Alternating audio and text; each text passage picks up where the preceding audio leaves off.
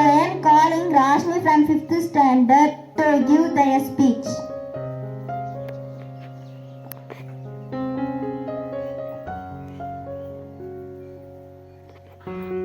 Good afternoon to all.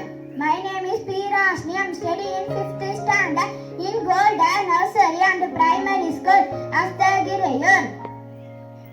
அனைவருக்கும் வணக்கம். நான் தான் வேலு நாச்சியார் பேசுகிறேன்.